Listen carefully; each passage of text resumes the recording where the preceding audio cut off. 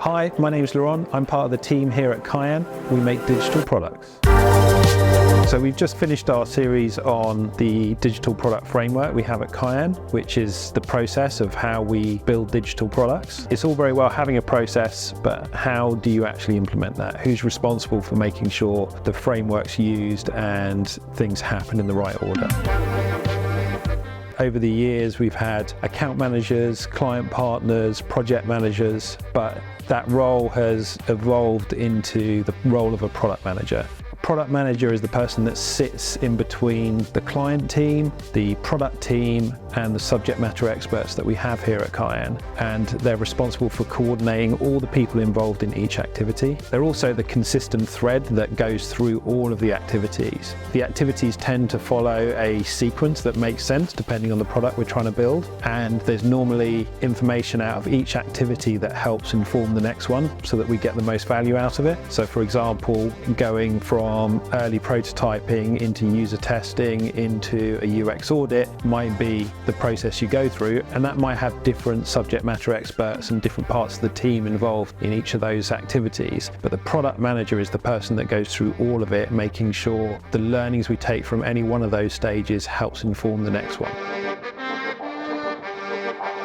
The difficulty in being a product manager is not only do you have to be well organized and good at pulling a team together, you also need to know enough about each activity and each area of expertise. So you don't have to be a great designer or be a software engineer, but you need to know enough about how those disciplines work and what they need to be productive and when to bring in the right people into each of those activities. A key part, maybe the most key part of a product team, is making sure you've got a product manager that understands everyone's strengths and weaknesses and when to use what person to solve a particular part of the product challenge. The product manager is the go-to person for any question, and it's a role that covers timelines, budgets, expertise, deadlines. They're ultimately responsible for the running of the project from all aspects. So it's definitely a challenging role, but it's a role I think that's well suited to someone who has a rounded experience across all the different parts of product development and someone who understands and likes the relationship side as much as the doing and creating side.